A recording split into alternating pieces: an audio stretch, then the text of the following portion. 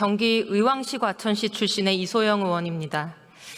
국민들의 삶은 악소리가 나고 있는데 국민들께 죄송하다는 말 한마디 없이 우리나라 국무위원들은 수출도 좋아졌고 물가도 좋아졌고 민생도 좋아졌고 국민들이 체감할 수 없는 달콤한 얘기만 하고 있습니다.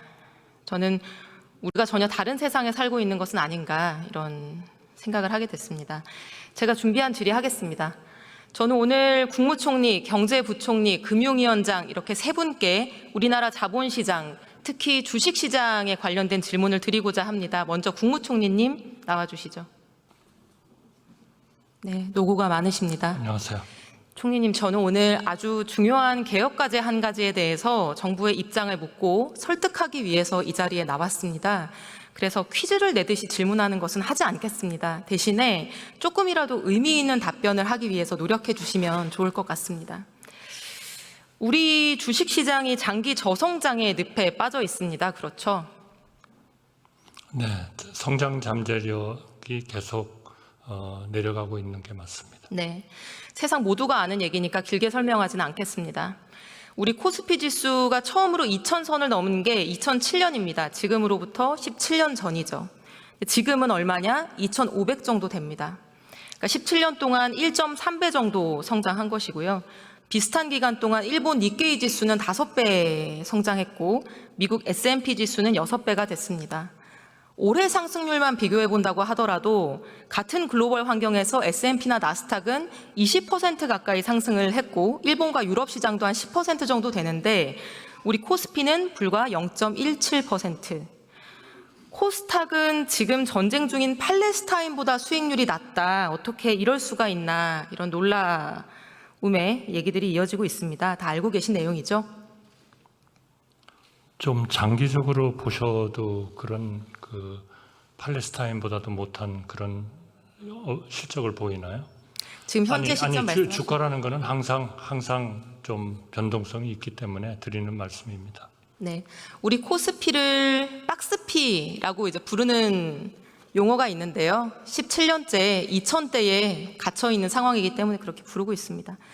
이렇게 우리 증시가 안 좋다 보니까 많은 부작용이 생깁니다. 첫째, 우리 기업들이 자기 가치를 인정을 못 받습니다. 우리 하이닉스와 미국 마이크론사 딱 두 회사만 비교해 보더라도 두 회사가 경쟁하는 HBM 메모리 시장에서 하이닉스 점유율이 압도적으로 5배, 6배 정도가 높은데 영업이익도 훨씬 크고요. 시가총액은 마이크론이 27%가 더 높습니다. 그래서 마이크론은 하이닉스보다 자금 조달도 훨씬 쉽고 유리하게 할 수가 있습니다. 현대차랑 도요타를 비교해 보더라도 PBR 차이가 엄청 나고요. 다른 기업들도 다 마찬가지입니다. 둘째, 돈이 외국으로 빠져나갑니다. 실제로 올해 상반기 국내 투자자의 외화증권 보유액이 171조 원으로 작년보다 27%가 늘어서 사상 최대치 경신했습니다. 우리 기업들한테 흘러 들어갔어야 될 돈이 바깥으로 빠져나간 거죠. 경제에 좋은 영향일 리가 없습니다. 세 번째는 국민연금도 덩달아서 가난해지고 있습니다.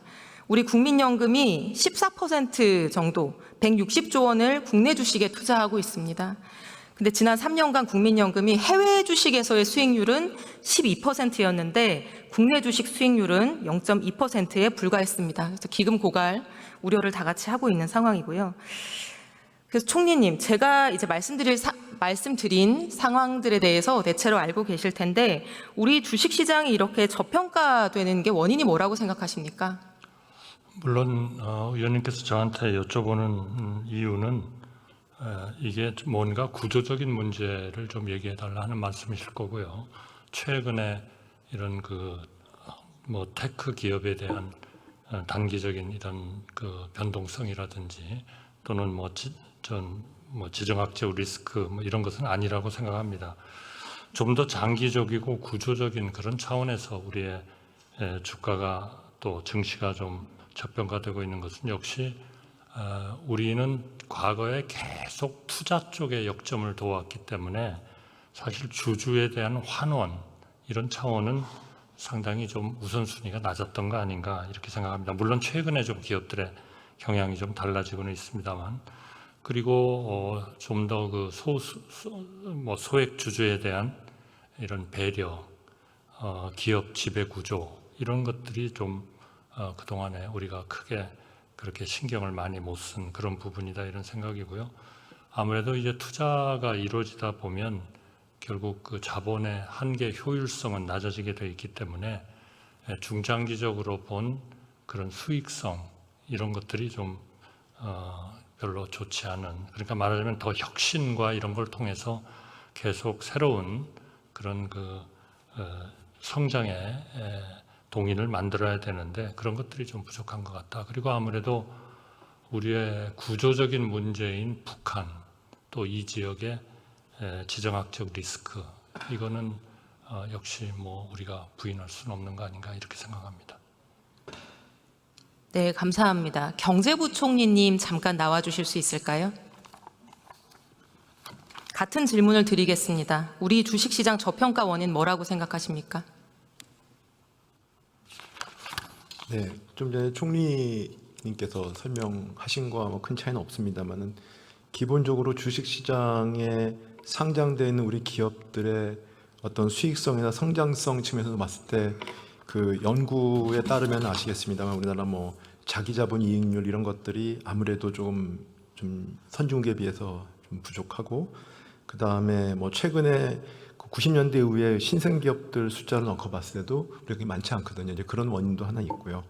그 다음에 또 아시는 것, 지금 아까 총리님께서 말씀하신 것처럼 우리 기업들의 주주 환원 이런 노력들이 좀 부족한 부분이 있다. 근데 거기에 노력에 부족한 거에는 뭐 그 기업의 어떤 기업 가치 제고를 노력하기 위한 그런 관행이나 문화가 부족하다는 거. 그 다음에 그와 관련된 또 뭐 재학 요인, 기업 또 일부 기업에서는 또 저희 뭐 세금이라든지 이런 부분에 대한 제약 요인도 호소하신 분도 계십니다. 그리고 주식시장을 둘러싼 여러 가지 그 제도나 인프라가 뭐 공정성이나 투명성 측면이라든지, 그 다음에 또 수요 기반, 그러니까 우리나라가 이제 부동산 투자에 많이 이제 아무래도 가계 자금이 가 있고 해외 주식 투자 많이 하지 않습니까? 이런 거 관련돼 가지고 국내에도 저희가 인프라와 그다음에 세제와 관련돼서 또 이런 부분에 또 금융 상품적인 측면에서 또 이런 인프라에 좀 부족한 측면도 있지 않을까, 여러 가지 복합적인 요인이라고 생각합니다. 네, 금융위원장님 의견도 듣고 싶습니다. 잠깐 나와주시겠습니까? 우리 주식시장의 저평가 원인, 근본적인 이유가 뭐라고 생각하십니까? 이렇게 17년째 장기 저성장의 늪에 빠져 있는 이유요. 앞서 부총리님 말씀드린 것과 거의 같은 맥락입니다만 조금 분류해서 말씀을 드리면, 시장의 구조적인, 그러니까 수요 측면에서 보면은 장기 안정적인 투자 수요가 선진국에 비해서 조금 부족하다 하는 생각이 듭니다. 그 이면에는 우리가 배당이나 이런 걸 통해 가지고 좀 꾸준히 수익을 얻는 구조가 아니고 단기적으로 매매를 통해서 이익을 얻는 그런 시장 구조다 보니까 수요가 안정적으로 가지지 못한다 하는 측면이 있고요. 상장 기업 측면에서 보면 아까 말씀 많이 주셨습니다만 주주 가치를 생각하는 경영이 그동안 기업들이 아직 완전히 좀 부족하게 있다 하는 측면이 있고, 시장 구조적으로 보면은 여전히 불공정 거래, 그러니까 공정성에 대한 투자자들의 신뢰를 얻지 못하고 있다. 이렇게 크게 나눠서 생각을 하고 있습니다. 네, 감사합니다. 번거롭게 해드려 죄송합니다만 총리님 다시 나와주시면 감사하겠습니다. 네, 세 분 의견 잘 들었습니다. 주주 환원이 적은 것은 지배주주가 다수주주에게 유리한 주주 환원에 대한 의사결정을 하지 않기 때문이겠죠. 오늘 세 분이 말씀 주신 내용에는 다 불공정성이라는 단어가 동일하게 포함되어 있는 것을 제가 들었습니다. 제가 생각하는 원인은 바로 좀 거칠게 얘기하자면 우리 주식시장에 아직도 전 근대적인 신분제도가 남아있기 때문이라고 생각합니다. 조금 더 거칠게 표현해보자면은 내가 월급을 아껴서 어렵게 주식 투자를 하고 있는데 가끔씩 롤렉스 시계를 차고 있는 도둑이 나타나서 내 주식을 빼앗아 가기 때문에 저는 이렇게 보고 있습니다. 총리님, 이게 무슨 의미인지 알고 계십니까?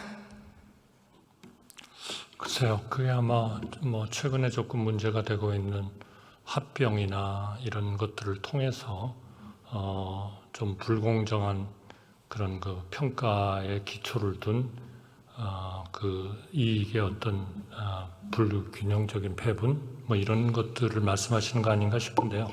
저는 오히려 한 가지 말씀드린다면 사실 그동안에 우리 그 주식시장이 이런 저평가 쪽에 원인의 하나로 이런 주주 환원이 좀 부족하다 했었던 거는 사실은 우리가 짧은 기간에 고성장을 했기 때문에 대부분의 회사들의 최고의 가치가 결국 중장기적인 투자 이런 쪽에 굉장히 많은 그 재원을 알로케이션을 했고 오히려 우리 주주들은 좀 참아야 된다 이런 것들이 굉장히 좀 강하지 않았나 싶습니다. 그것이 중장기적으로 그 회사의 발전을 이룩할 수 있다면 그거는 이제 언젠가는 그 보상을 받게 되겠지만 뭐 항상 그러리라는 보장은 없기 때문에 우리 주주들이 일종의 그런 리스크에 좀 직면하고 있는 거 아닌가 싶습니다. 그러나 그러한 성향, 그러니까 투자를 좀 우선적으로 해가지고 특히 이제 오너들이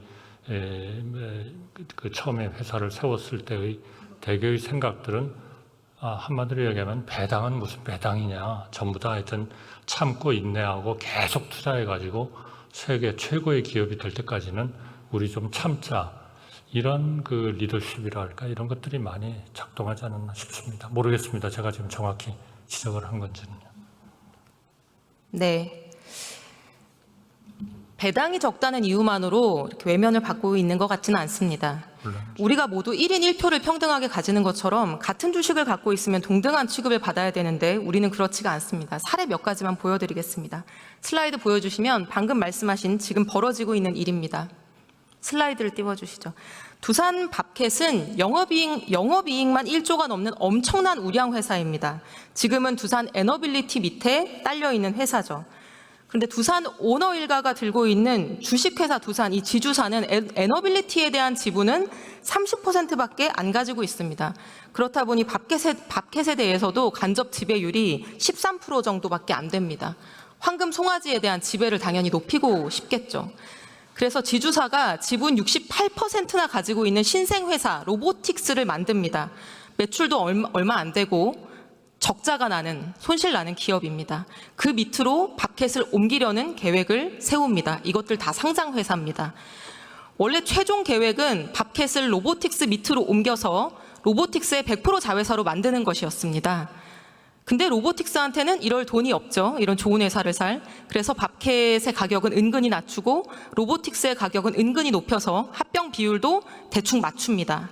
이 계획이 실행되면 지주사가 밥켓에 대해서 가지고 있는 간접 지분율은 현행 13.8%에서 42%, 3배가 됩니다. 두산 오너는 돈 한 푼 들이지 않고 매출 9조짜리 회사에 대한 지분율을 단번에 3배로 높입니다. 반면에 상장회사인 두산 에너빌리티의 주주들은 이 우량한 회사를 다른 회사에게 뺏기게 되기 때문에 당연히 손해를 보게 될 것입니다.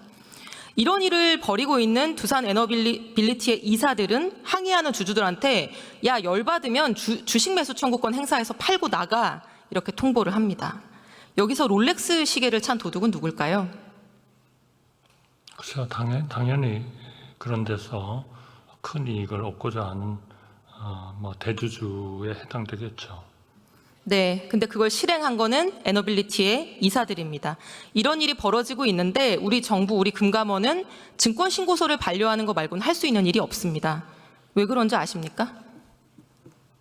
글쎄요, 정확히 잘 모르겠습니다. 네. 답은 우리 상법과 우리 대법원 판례가 이사들의 이런 주주이익 침해 행위를 허용하고 있기 때문입니다. 슬라이드 보여주시면 상법 382조의 3, 이사의 충실 의무. 이사는 회사를 위하여 직무를 충실하게 수행하여야 한다라고 하고 있습니다. 다음 슬라이드. 그런데 2009년 삼성일가 구하기 판결이라고 비판을 받았던 에버랜드 전환사채 사건에 대법원 판결이 등장합니다. 그리고 이렇게 선언합니다. 이사가 주식회사 지배권을 다른 주주 의사에 반해서 제3자한테 이전하는 것은 기존 주주의 이익을 침해하는 것이긴 하지만 회사의 이익을 침해하는 것은 아니기 때문에 이 이사들이 주주에 의해서 충실 의무를 지지 않는 이상 이것은 무죄다. 우리가 일반적으로 주주와 회사의 이익이 일치할 거라고 생각하지만 이런 사건들에서는 주주의 이익과 회사의 이익이 일치하지 않는 겁니다. 왜냐하면 에버랜드에게는 없던 돈이 전환사채 발행으로 들어온 것이기 때문에 손해가 없지만 주주들에게는 지분이 희석되는 손해가 발생하는 것이죠. 이때부터 우리나라 기업의 이사들은 주주이익 침해 면허를 가지게 됐고요. 그래서 두산 에너빌리티의 이사들도 고작 회사 지분 30%를 가지고 있는 지배주주의 이익을 위해서 나머지 70%의 일반 주주 이익을 침해하는 결정을 백주 대낮에 이렇게 버젓이 하고 있는 겁니다. 여론이 악화되고 금감원이 신고서 계속 반려하니까 3배 뻥튀기 포기하고 2배 뻥튀기 하겠다고 하고 있습니다. 총리님, 이 상법 개정해야 되지 않겠습니까? 네, 그 문제는 하여튼 소액주주 보호를 위해서 필요하다 이런 의견과 경영의 환경이 위축될 수 있다는 우려가 제가 보기에는 병존하고 있는 것으로 알고 있습니다. 그래서 정부로서는 좀 각계각층의 의견을 균형 있게 듣고 있고 경영 환경 위축 우려를 좀 완화하면서도 주주를 실효성 있게 보호할 수 있는 방향으로 입장을 정해 나가도록 하겠습니다. 21대 국회 때부터 민주당이 제출했던 상법 개정안 알고 계시죠? 네, 이사 충실 의무죠. 슬라이드 보여주시면 보시다시피 이사에게 회사의 이익뿐만 아니라 주주의 비례적 이익까지 고려할 의무를 부여하는 내용입니다. 22대 때도 다시 발의되어 있습니다. 근데 이 상법 개정안에 대한 정부의 입장을 제가 도무지 알기가 어렵습니다. 정부의 입장이 있습니까? 지금 하여튼 의견을 좀 균형 있게 듣고 있고요. 양쪽의 그런 우려를 감안을 해서 입장을 정해 나가겠다 하는 그런 입장을 가지고 있습니다.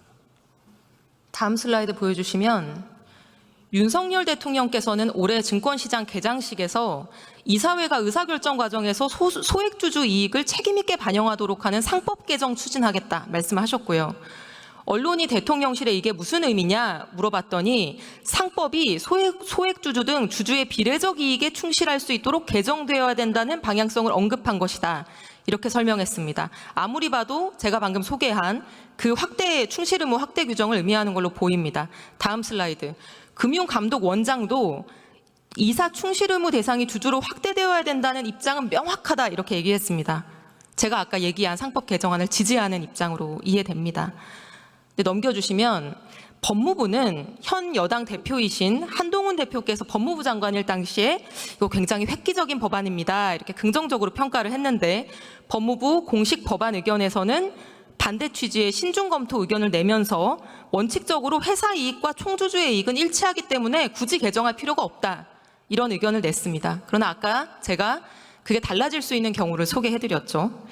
이 상법 개정하지 않고 아까 말씀드린 두산 밥켓 합병이나 LG화학의 물적 분할을 해서 LG화학 주주들의 주식을 35% 가까이 추락하게 한 일이나 제일모직과 삼성물산을 합병해서 삼성물산 주주들을 바보로 만든 일이나 이런 일들을 막을 방법이 있습니까?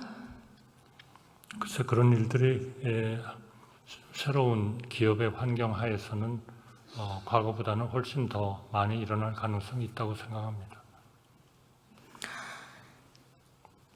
기재부 장관님 잠시 나와 주시겠습니까?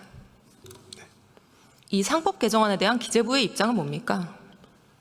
그 상법 개정안과 관련해서 아까 의원님 말씀하신 것처럼 의원님 말씀하신 사례, 우리의 그 밸류업과 관련된 부분과 관련돼서 그 기업 지배 구조가 개선돼야 되고 그거에 대한 관련된 그 제도 또 법령들의 개선 필요성이 있다는 거에는 공감을 하고 있습니다. 다만 방법론에 있어서 의원님이 제가 알기로는 법률가이시기 때문에 저보다 훨씬 더 많이 아실 수는 있겠습니다만 그 법률가 간에도 또 여러 가지 우리 상법 규정에 대한 해석과 그다음에 나온 판례에 대해서도 이견이 다른 걸로 알고 있습니다. 그래서 관계부처 물론 이거는 법무부가 상법은 담당을 하고 있고 그다음에 자본시장 관계 법령은 또 금융위원회가 하고 있습니다.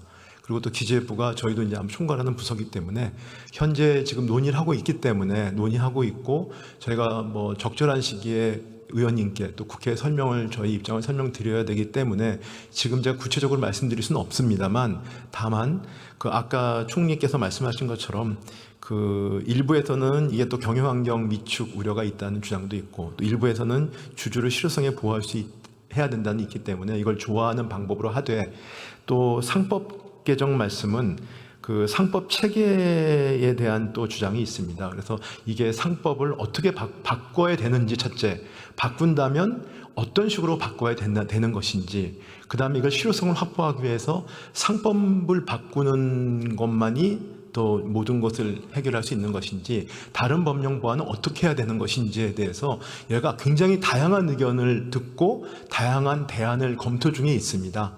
그래서 그런 부분들은 그 저희가 지금 말씀하신 사례라든지 이런 우리 기업 지배 구조의 지적에 대해서 정부가 가볍게 보고 있는 것은 절대로 아니고요.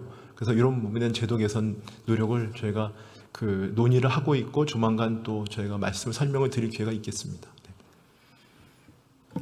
장관님, 얼마 전에 상공회의소에 가서 기업인들이 이거 반대 의견 6월 달에 내니까 이런 말씀 하셨습니다. 기업하는 분들이 걱정하는 결론 절대 도출하지 않겠다. 저희가 기업하는 분들의 불확실성을 높이는 쪽으로는 절대로 결정하지 않겠다. 이런 말씀을 하셨습니다. 제가 말씀 중에 좀 끊어서 죄송한데요. 그 말씀은 제가 말씀하신 그 원문의 전문을 보시지 않으셨기 때문에 좀 그렇게 오해하실 수가 있을 것 같습니다. 그 당시 상황을 설명을 드리면 그 기업에 계신 분들이, 그러니까 왜냐하면 아시겠지만은 요번에 그 충실 의무와 관련된 지배 구조에 대한 주장이 진짜 A부터 G까지 굉장히 다양하지 않습니까? 근데 다양한데 또 기업들의 경영 판단의 원칙이라든지 하는 부분도 존중해야 될 부분이 있습니다. 그런데 그럼에도 불구하고 그런 걸 고려하지 않은 주장도 일부 있습니다.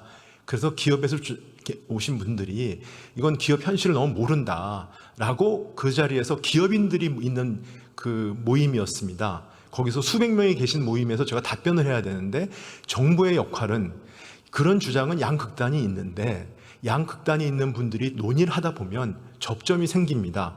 접점은 제가 찾고 있는데 그 접점은 아까 말씀드린 것처럼 주주에 대한 주주의 이익도 보호하면서 기업들의 경영에 불필요한 피해를 주지 않을 거다. 그러니까 기업인들이 걱정하는, 기업인들이 우려하는 그냥 그런 모르게 말하면 기업인들의 이익을 갖다가 원사이드하게 피해를 주는 그런 법안이 있지 않고, 그런 과정은 투명하고 그다음에 여러분들한테 의견을 수렴하면서 그 접점을 찾아 나갈 거라는 설명을 드리면서 제가 단어를 썼거든요.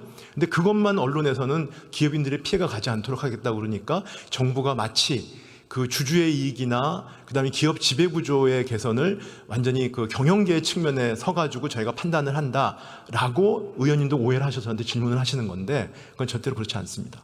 그러면 장관님께 묻겠습니다. 네. 만약 소액주주들의 불확실성이나 불공정성을 제거하는 방향으로 정책을 추진하는 과정에서 기업인들에게 불확실성이 일부 발생한다. 그래도 그 길을 가야 된다는 것은 인정하고 동의하십니까? 저는 기본적으로 회사 전체 이익을 극대화하는 게 맞다고 생각하고 있고요. 주주도 주주 전체 이익을 극대화한다고 생각하고 있습니다. 그렇기 때문에 그 대주주의 이익도 침해받으면 안 되고요. 소수주주의 이익도 침해받으면 안 됩니다. 라고 저는 알고 있습니다. 네, 그것이 주주의 비례적 이익을 보호하는 방향이겠죠. 그거는 주주의 비례 이익에 대해서는 저는 의견을 약간 달리하는 부분이 있는데요. 제가 그 부분을 여기서 의원님과 논쟁할 수 있는 사항은 아닌 것 같습니다. 다만 기업의 이익을 극대화하는 것이 결국은 중장기적인 이익을 극대화하는 것이 주주 전체의 이익을 보호하는 것이고 주주 전체 이익을 우리가 그 극대화를 추구하는 것이지, 그게 주주의 비례적인 이익을 추구하는 거하고는 저는 그 법적으로는 좀 다르다고 알고 있습니다. 네. 네, 제가 오늘 질문 시간을 거의 다 썼는데요. 네. 마무리를 하겠습니다. 다 같이 들어주시면 좋을 것 같고요. 저는 상법 개정해야 된다고 생각합니다. 정부의 입장이 무엇인지는 오늘 제가 적절한 답변을 듣지 못했는데요. 이거 말고는 제대로 된 해결책이 있을 수 없습니다. 근본적인 해법이 이거고 종합적인 해법이 바로 상법 개정입니다. 윤석열 정부가 지금이라도 이 상법 개정에 적극적으로 나선다고 하면은 그것은 정말로 근래 10수년간 중단됐던 경제개혁, 시장개혁에 큰 걸음을 내딛는 것이고 저는 큰 업적이 될 거라고 생각을 합니다. 이 길을 같이 가자고